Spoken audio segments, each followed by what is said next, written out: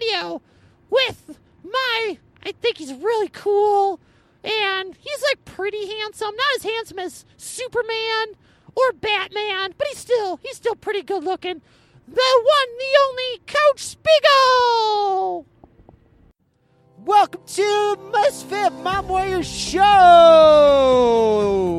And this is a show where moms, obviously moms in the entrepreneur space, and tend to be more so in the MLM, network marketing, multi-level marketing, whatever the flip they call it these days, and that sort of thing, because they're rather unfulfilled in their day-to-day lives, whether it be a job or whether it is a homemaker or a housewife. They're rather unfulfilled. You remember the show Desperate Housewives? There was that one wife in there that was like a baller, badass worker at the one agency club place, and she was like a stay-at-home mom, and she was miserable all day long. She was like, I hate this. And so the husband lost his job, and so she went back to work and all that. Yeah, it's like that. It's like that. What the Misfit Mom Warrior is. And which tend to be in the MLM space. And I show you how to branch out in the MLM space. Show you how to actually keep going with that if you want. And bring your message to the world. Change lives, help people, make a little money on the side, make your own money, get your own freedoms, grab your own permission. You don't have to ask permission if you want to go buy that pair of shoes that you really like. You don't have to make sure it's in the budget, make sure the husband thinks it's okay. No! You're the entrepreneur. You're the misfit. You make your own way. And I'm just going to show you how. I don't know about you, but I don't like bugging friends and family about the MLM product. I don't like bugging them. I don't like... they're sick. The mom warrior's sick of blasting their friends and family with their product again and again and again. And they'd rather not go up to random strangers and tell them, you should buy this, dude. And they're kind of shy, kind of introvert. They don't want to come across as salesy and slimy and pushy, all that stuff. So what's the mom to do? That's why this show exists. Buckle up. Oh, this is Coach Spiegel. Who's this guy? Who's this crazy dude? This is Coach Spiegel. I am the world's most energy-full and excited coach. I'm going to show you. I'm going to show you how to do all of that. Let's get to it. Hello, my awesome listener. Welcome to Game of Thrones. Ooh, hang on. Game of Thrones season. Game of Hidden Business. Money-making secrets. Game of Thrones. In Game of Thrones. Episode Season 7.4? Was that episode 4? That was 4, right? Okay. Wow. That was the episode we've been waiting for this entire time, weren't we, good listener? That was incredible. Did you watch it yet? First up, your assignment today is go watch it. You got to go to HBO. HBO is like its own station now. I got it on Amazon. It's like a channel you buy on Amazon for like $15 a month, and you get all of the HBO shows that you want. And Game of Thrones is on there. There's like all sorts of movies. I watched like the Batman versus Superman one last week. I don't know how you felt about that movie. I kind of liked it. I thought it was really cool action. Yeah. There was stuff, I didn't quite know, but I got entertained. I don't know. If you have the mindset you go watch a movie or go watch a television show that says, was I entertained? Okay, that's fine. That's good enough for me. Like, people spend millions and millions of dollars, hours and hours of their life to create something for us that we pay pennies for, literally pennies for, and the least we can do is appreciate it. The least we can do. Time for a quick story, then I'll jump into Game of Thrones. This one guy was a chef, and he's trained to be a chef. This is the lesson of Chef Gordon. He was the Alice in Chains and a bunch of other people's PR guy, publicity manager guy, something like that. And today, it was an interview that he did with somebody. I don't remember who. Oh, Joe Polish from I Love Marketing fame. And this guy, Shep Gordon, was out to eat with Joe Polish. He was telling the story to Joe Polish. He was out to eat with somebody. that was a chef. And they're sitting there eating, and Chef Gordon eats into the food. And it was kind of pricey. It was kind of an expensive meal. And Chef Gordon takes a bite of it, and it's disgusting. He's like, ugh. He doesn't eat it. He eats like 2 bites of it, and he puts the rest aside. And the other guy that he's out to lunch with there, he eats his dish. You both order the exact same thing. And the other guy ate his whole entire thing. He's like, oh, you're not going to eat yours? And Chef Gordon's like, nope, go ahead. So the other guy ate it. And he didn't say anything there, but then they're leaving the restaurant. And Chef Gordon goes, wasn't it disgusting? Like, didn't you think it was disgusting? And the guy's like, oh, yeah, of course. Yeah, it was totally gross. And Chef Gordon was like, why'd you eat it all then? Why'd you eat it all? And the other guy goes, as a chef, he goes, you don't understand what goes on in a chef's world. Their entire existence exists to make the eaters of their food, the ingesters of their artwork. For dinners and food and recipes, that's the chef's art. And he goes, and how they know how good they did is how, if people enjoy it or not. And that's all they live for. Did you enjoy it? It's like, reminds me of like grandma and mom, like they cook a great meal and they're sitting there waiting. They're so cute. They're sitting there waiting around the house for us to say something about it. You know, was it really good? Was it really delicious? And they want verification. They want acknowledgement that it was really, really good. And if nobody says anything, they're just like, oh, I guess it wasn't that good. I guess I'm not a very good mom. I guess I'm not a very good cook. And they feel bad about it. It's kind of like that, like times 5,000 for a chef who just entire existence is built around that little concept right there. Good, dear listener.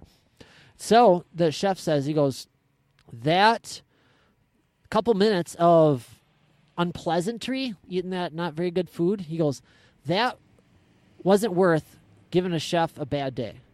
That chef was going to go home and feel bad when he comes back and he sees those plates full. All that chef cares about is coming back and those plates are empty. He goes, yes, they enjoyed it all. They ate it all. And so he goes, that wasn't worth it. Me and those couple minutes of unpleasantries, totally worth it for that chef not having a bad day. What a great perspective, right? Right, good listener? Like, so much we're cruising around our life. What's best for me? How can I live in my pleasure? How can I live in my comfort? How can I take from others? I know you're not like that because you're amazing. You're fabulous. You're one of the rare ones, friend. But most people are like, if it's good for them, they'll reach out and they'll do good for others as long as it doesn't affect them, as long as they don't hurt them at all. And what a great perspective, right? So that's kind of like how I feel about movies. Like, even if it's really, really bad, like, I won't go and leave a review. I won't be like, oh, okay, that was, a couple hours. So what? I could have been doing something else, but so what? Somebody just spent hours of their life, millions of somebody's dollars in order to make that. Least we can do is, like, appreciate it. Least we can do is acknowledge it. Okay, let's get to the episode. Oh, I'm going to get fired up. Here, let's get a swig of coffee. Uno momento, por favor. Hold on, let's take a little break right now. Take a little break. After these messages, we'll be right back.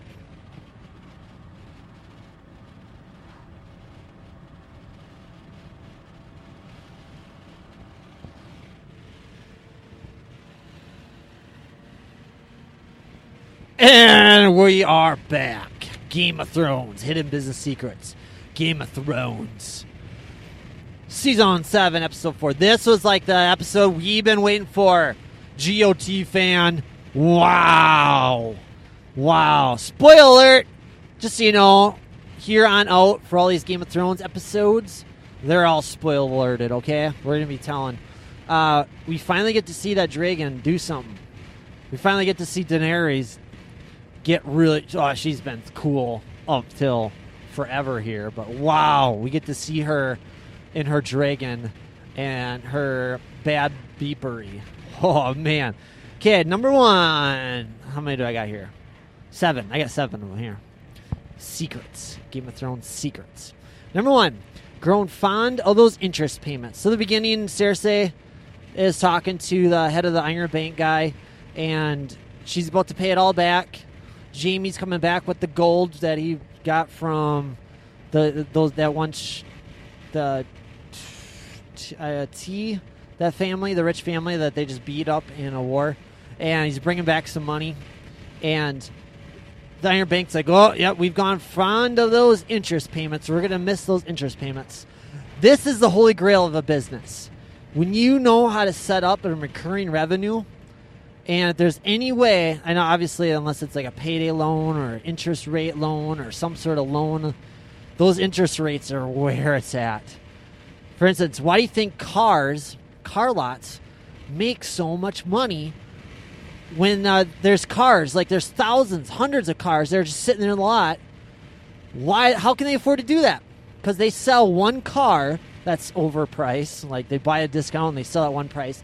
Not only do they make money on that, but somebody's buying it usually on payments that of interest rates. That usually it's a lot of times it's the interest rate that keeps going and going and going and going and going. So I don't know anything about the car world, just to be honest with you, but I kind of wonder that's your inventory, is the car sitting there. So how can they afford to have cars sit there? And that's why right there, interest rates. So the recurring revenue model is where it's at. Subscription-based model is where it's at. If there's anything you can work into your business, good dear listener, any form of business entry that you can do to get some sort of recurring monthly revenue, that's worth it for them. Think of just how Netflix does it, how Amazon Prime just did it with Game of Thrones. Like, I'm paying $15 a month just to watch Game of Thrones. And the first month goes by, tell you how most people get recurring revenue wrong, the membership wrong. I'll tell you right now. What they do is they just create like a website or like a membership and just like a whole bunch of stuff. Boof! They just barf a whole bunch of stuff in there. And then they're like, okay, $10 a month, $20 a month, $50 a month, you get unlimited access to all this. And people jump in, they get overwhelmed. They're like, oh, it's too much. I can't handle it. And then they leave. Or they make the mistake of not treating that subscription like a journey. So it's kind of like going the Netflix model where they jump in and they get new stuff. So it's kind of like the first month they get this stuff, and then the second month they get this stuff. Now, there is a few subscription model-based companies that are doing it really, really well in the digital world, online space world. So that are doing it pretty well. A couple businesses that somebody's paying $50 a month, $100 a month, $1,000 a month, and because they get something out of it. I don't know what's going on in your world, but we can come up with some examples later if you want. Otherwise, I'm going to jump into it. But that, where Iron Bank is talking about interest rates, like that's even better. That's like one step above a recurring business model. Wow. Okay. Number 2. Brian.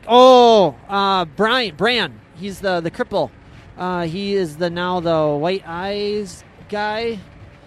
This is the one that sees it all or something like that. He gets his protector girl leaves him and is leaving him. She's like, you don't need me here anymore. We got you here. We got you home. You're safe now. And Bran goes, doesn't say anything. And she's like, don't you have anything to say? And he's like, thank you. And she's like, thank you? That's all you got to say? Thank you? My brother died for you. What's his face died for you? My brother died for you. I almost died for you. That's all you got to say is thank you. And he had something else to say. Bran's being very... I don't know about Bran this season. I'm waiting for him to, become worth it. I don't know about you, how you feel about that kid. But up till now, I've been immensely disappointed in him. He hasn't done anything cool. He's kind of done something cool, but he's supposed to be now I bet he's going to turn pretty bad beat before long here. You just wait. He is supposed to be the all-powerful one and connected to the earth. What's his power? He's got some sort of power. But what the lesson here in this one for you, good listener, is the fact that that's kind of how a lot of your customers are feeling, especially your longtime ones. You appreciate them and you kind of probably took them for granted. So your assignment before next week is to super show them appreciation. Do something special just for them. Show appreciation. Go buy them something that they're really nice, that they really like. Go buy them a water bottle. Go buy them a mug. Go buy them a T-shirt. Go buy them something who their favorite artist is, their favorite singer. Go buy them something with their name on it. Just say, hey, I really appreciate you being my client. Just so you know. Thank you for being there. And just to show your appreciation to them. Because probably chances are you kind of take them for granted up to now. Got to show that appreciation. And, okay, number 3, wasted on a cripple. Oh, he gave the dagger. He got the Valyrian steel dagger. And Littlefinger gave him the dagger that was supposed to kill him. And he gave that over to Bran. Littlefinger had it for the whole time. And Bran gave it to Arya, the cool little ninja girl, who's my favorite character. Just if you must know who my favorite character. Jon Snow's pretty up there as well. Daenerys is up there as well. They're all my favorite characters. Why do we got to choose between our favorite characters? They're all my favorite characters. You too, huh? Who's your favorite? Tyrion's up there. Tyrion, is that right? Is that the dwarf? Quick little break. Quick little swig.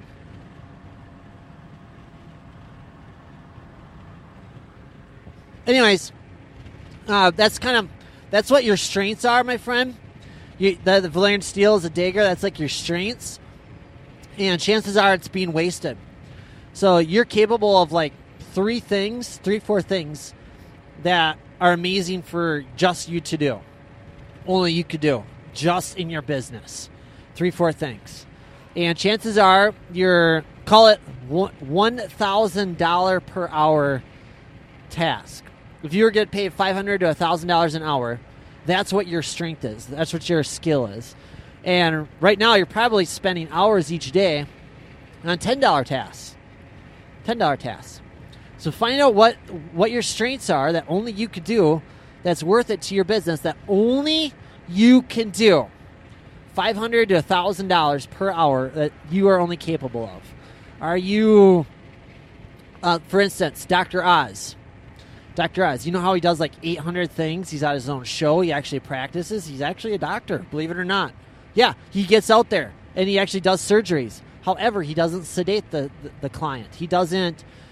He consults them. He sits them down for a consult because that's only something that he can do. But everything else, somebody else does. And then he shows up for the surgery.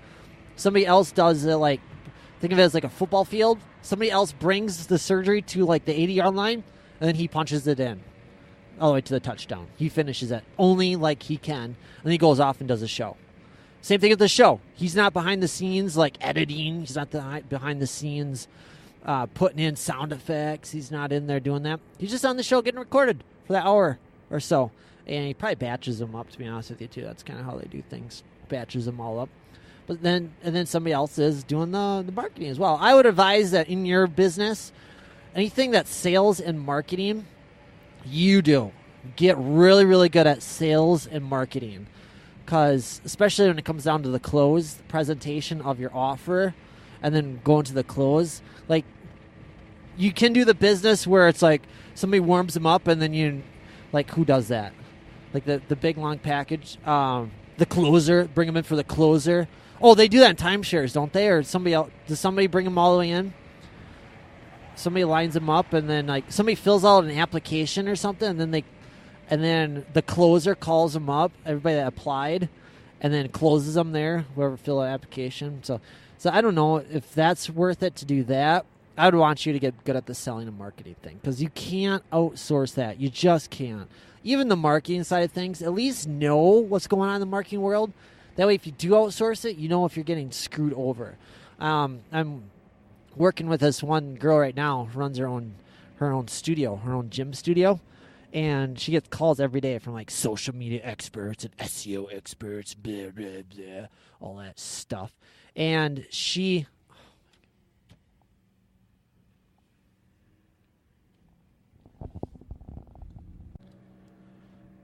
All right, and we're back. So that Valyrian steel, that is like your strengths. You want to make sure your strengths are not wasted on doing things that... Why would you go from good to be really bad at something to go from really bad to just good, like a little bit good? Whereas your strengths, you're going from great at your strengths to extremely, extremely, really awesomely great. Which one would you rather do? Something that's going to make you $500 an hour or to bow yourself down. And the reason people do that, go from like really bad to just good, is they don't want to spend the money to go elsewhere. And that's why you need to focus on your strengths. Focus on what, unless like that little stuff is enjoyable for you. It's fun for you. And it's not seen too much as a work. And do that for your business. That was number 3. Number 4, secrets. Give me your own secrets. Business, money-making secrets. Isn't, who said this? Daenerys said this to Jon Snow. Isn't your survival more important than your pride? She was asking him to take the knee. I do believe that she asked Jon Snow that. Daenerys is like so quote-worthy. Wow, we could have an entire book about Daenerys' brilliance. And if she was to start her own business, Daenerys would be like unstoppable, changing the world. She just so happens she decided that she's going to rule the world, not just run a business. So amazing. She's so amazing. Isn't your survival more important than your pride? So there's certain things that are prideful, like, it's beneath me, I don't want to do that.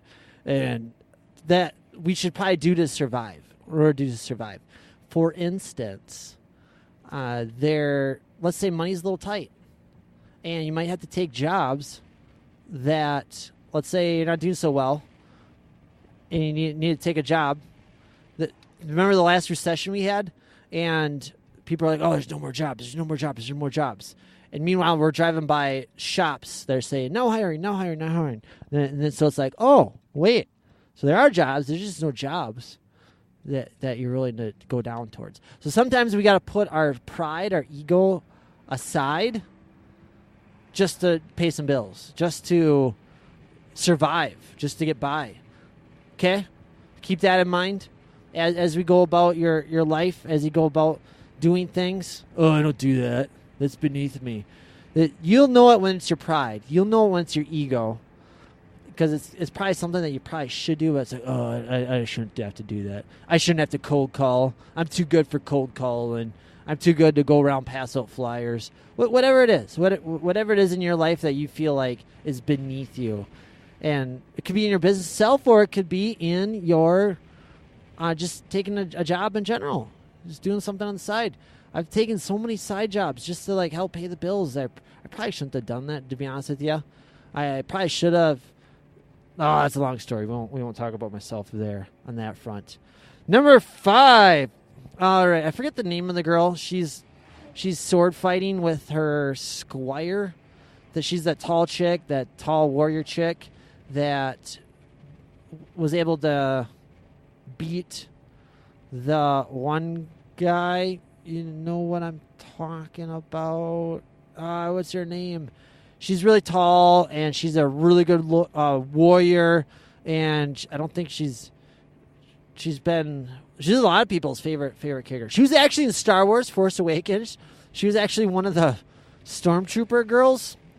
Stormtroopers. She was like one of the elite stormtroopers. Star Wars Force Awakens. But she was in like a helmet the whole time, so nobody knew it was her. And I forget how I knew that was her. I forget how that happened. Anyways, she's working out and she's training, and that's when Arya comes in, and they do that was an amazing battle there. They're both kind of fighting each other, and Arya does amazing, awesome stuff. Cool moves in that one. And she always asks, where did you learn how to do that? And Arya's like, from no one. And she meant it. That's who she really did learn it from. And the lesson here, my good dear listener, is always be training. Always be learning. Never rest in your laurels. There's certain skills in your business that like you probably should still let it be your business, like still work on. For instance, my very first month of being a personal trainer, and it's where I first learned that, just knowing what sets and reps and what exercises to do, that's like a small part of it. I got to learn about selling, become a salesperson. I was actually in like a selling seminar, And it was like a total light bulb moment. It was a total like, aha. I'm like, what? I got to get good at selling? What? My credentials don't speak for themselves. I got to learn how to sell? But I wanted to be a success as a personal trainer, so I was starting to read a book, and this is where I fell down. This is where I didn't follow through and continue to do it. But I read a book and went and didn't finish reading a book, and that was it. I never practiced my selling skills, and my career as a personal trainer highly, highly got affected. I wasn't even nearly close to the impact that I wanted as a personal trainer because I was never very good at selling. I couldn't sell. And I remember the very first time I was like reading a sales book that I never finished, that I never read another sales book, but this is in my internship, and I was reading the sales book because I was like, oh, I guess I got to get good at the selling part.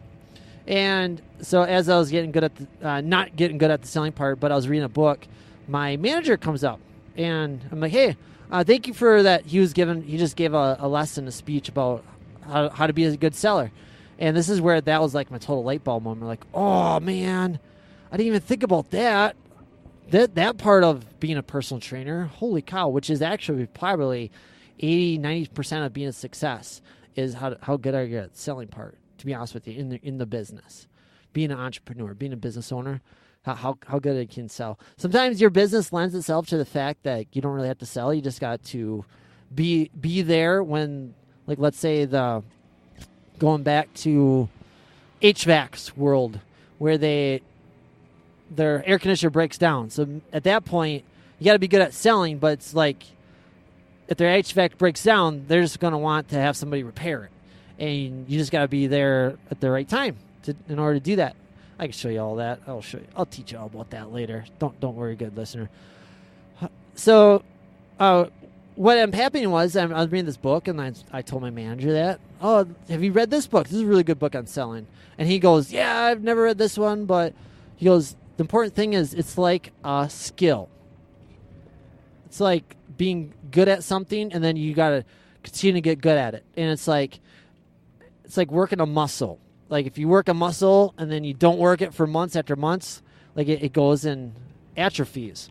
Same thing with the selling skill. You got to continue to work at it, It's not like you just learn it once and then it goes away. Kind of like learning to play an instrument. Like you play it and then you get better and better and better at playing it. But as soon as you stop playing it for months, it's going to be a little bit rusty going back into it. A little bit of rust. So he goes, that's what it is kind of with the selling skills. It's a skill that you got to continue to hone, continue to work at. And then I never took that lesson to heart. That was my mistake. I never abided by that lessons. But same thing with that tall chick and fighting Arya. Like they're continuing practicing. They're not just like, yep, I learned it. Now I got it. So always be training. Always be leveling up. Always be practicing those essential skills, okay? Just like there. Woo! 2 more to go. Arya. Okay. This is so cool. If you watch that battle with Arya, if you notice there's 2 very contrasting styles between the way the tall, strong chick was fighting and then Arya. Arya was quick and agile. She had I forget her sword's name, was like Needle or something. And she was very, very dangerous with that sword. She probably could have taken out that tall chick. And that's what it is being a small business owner like yourself, not being part of a huge organization. Let's take Amazon, for example. Amazon wants to move. If they go to Amazon's website, and they have a logo, or they have a phrase, or they have a picture, and they want to move that picture over 1 millimeter from where it is, they want to change one little thing on their website, they got to have a meeting about it. They got to have a meeting about the meeting. They got to okay it with their manager. They got to okay with their manager's manager. They got to have another meeting, okay it there. And they just got to go through step and barrage after barrage. It's like a very slow-moving process. When you're a small business owner and you're like, it's kind of like you and some assistants, or mainly you and some employees, and you kind of know what's going on throughout it all, and so you got aces in their places. You want to change one thing, and you can change it today. You're like, yep, I'm going to change that word on the ad. I'm going to change that headline over to this. I'm going to change that one thing on my lead magnet, on my opt-in form on my website. I'm going to change how we're going to present our package. I'm going to change, instead of systems after system after systems. I heard about this one story in the chiropractor world where this guy, he became part of a franchise as a chiropractor. He decided to go the franchise route, and he became a franchisee, and he had to wear a uniform. He had to wear, like, everything like this, and the office had to look just like how the franchise decided it was going to how it was going to do, and makes sense. That's how they conduct things. And this chiropractor graduated chiropractic school, so many dreams and so many grandeurs and so much plans, and he goes, about a couple months into being a franchisee, he felt nothing like that. He felt like an employee. He felt like a tool, and he wanted to change one thing. I forget what he was talking about, but he was like, there's one thing that he wanted to change on the website. He changed it, like some words around, and he got a cease and desist. Is it cease and what? Oh, I can't think of that last word. Cease and desist. Desist, is that it? Cease and desist letter from the franchise saying, don't do that. You do that, we're gonna pull out some laws on you. We're going to sue you if you do that. Got a letter from his franchise saying change that, and he was miserable, listener. So take that to heart. Be thankful for the advantage that you have by being small, by being quick, by being agile.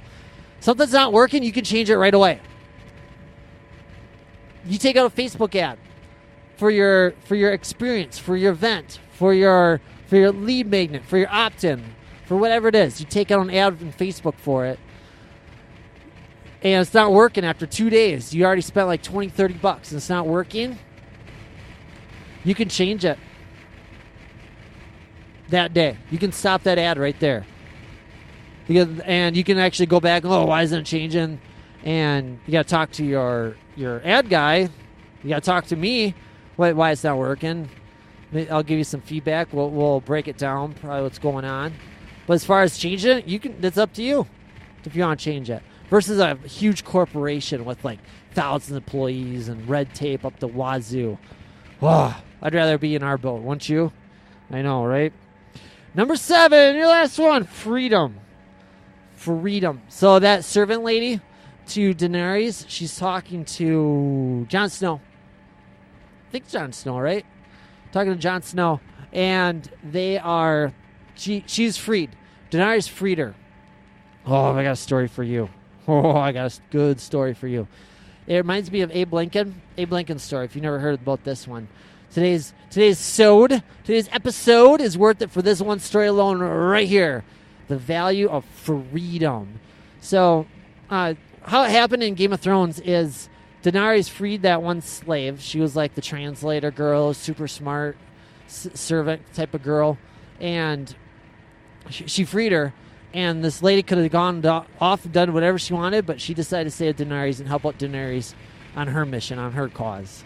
This is what happens when you let somebody choose their own life and you actually have their best interest in heart, but you let them make their own decision for them. You don't force them into a decision. So this reminds me of a story with Abe Lincoln.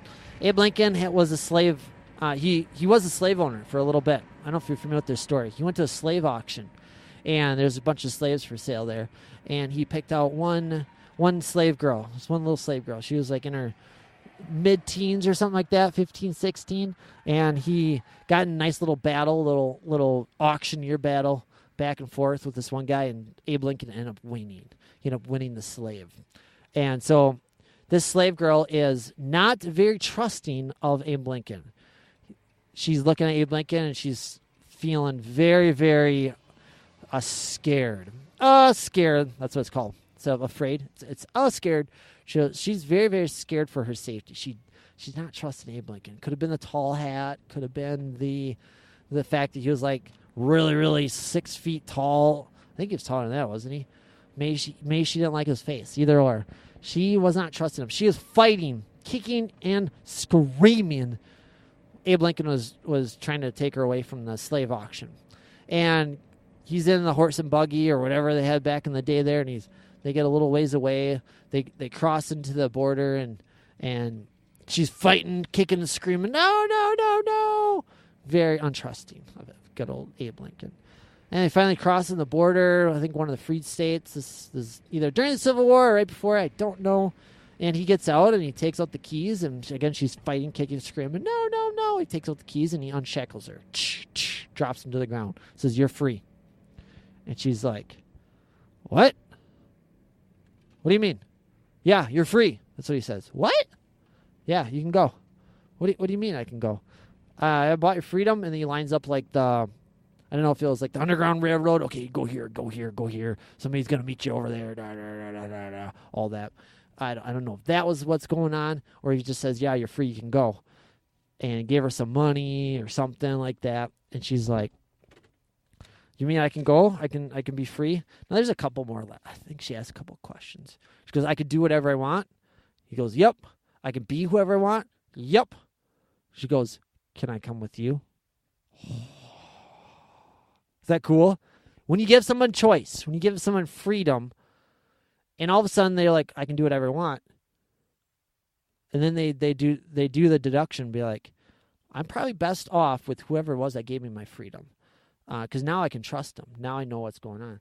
So that's what it is with you and your business freedom. Don't be forcing any of your clients into anything, customers into anything. Let them make the choices on their own.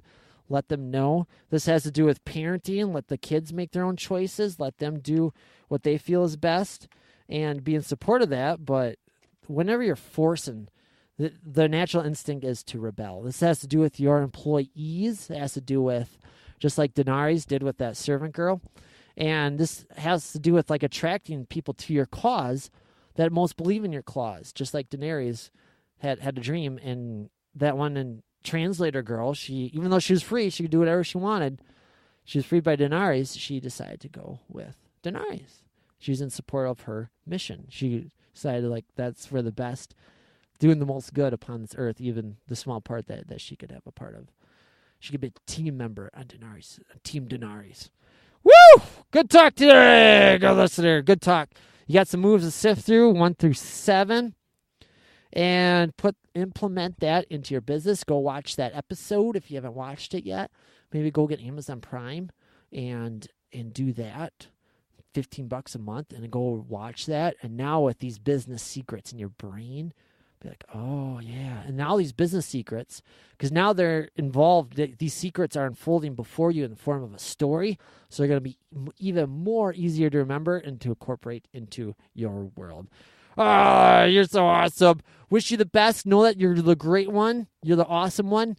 That there's much more greatness and goodness that's befalling you upon this earth. You have not to do nothing but be brave and go after it, to fight that darkness, to fight that fear, and carry on with that love and care and courage that's in your heart.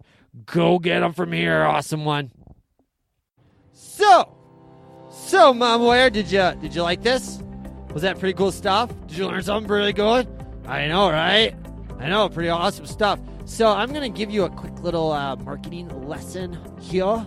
Yeah, I don't know what accent that was. Maybe a nice little, I think it's French, right? French little accent. Nice little marketing lesson here. So what you just partook on, think of it as like, I call it the grocery store lady, the GSL formula equation. Beautiful, beautiful. It's worked since the beginning of time. Tale as old as time. So what you do is you go up to the grocery store lady, and she gives you a sample of like pizza. And she goes, here you go, young lady, have a slice of pizza. And you're like, wow, that's really good pizza. And she goes like, yeah, they're on sale, $5.99, right, only 50 left. And you're like, I want it. And you go ahead and you buy it. None of that happened unless that little slice of pizza was again. Well, Mom, where you just engaged yourself, you just downloaded, you just into your brain, you just digested my little slice of the sample for you. If you thought that was good, wait till you see what's waiting for you next. Go to the misfitmomwarrior.com/Katniss. And it puts, with the training you just went through, it puts that on steroids. And blows your world up, blows your entire business up. I give you about 40 marketing degrees in 5 days. I condense about 20 years of marketing lessons and trials and tribulations. Okay, it's only like 2 years I've been in this business, but I pulled it from people that were in business for like 20 years and making mistakes, and I just show you how to do it best. And go there and have Adder totally free, a little 5-day little mini course totally free, and get your life redone, get your MLM business redone. Basically, the essence of it, Mom, is how to turn strangers into buyers and stop bugging your friends and family, and how to do about it. For a profession that has marketing half their title, aka network marketing, aka multi-level marketing, they teach you crap about marketing. Crap! At least the ones that I've been a part of, at least the ones that I witnessed, and even the learnings I've done. Oh yeah, I'm done talking. You got some going to that website to do and get your life worked awesome, and stop this stress about who am I going to talk to? Who am I going to give my pitch to? I'll show you how to do all that there. misfitmomwarrior.com/Katniss. Oh, it's in the show notes too. Duh. Go there, have at her, get your life redone. Thank you for being awesome. Thank you for being great. Thank you for being amazing. Thank you for being the light upon the world and letting your greatness shine and fly every single day and impacting those lives that you are.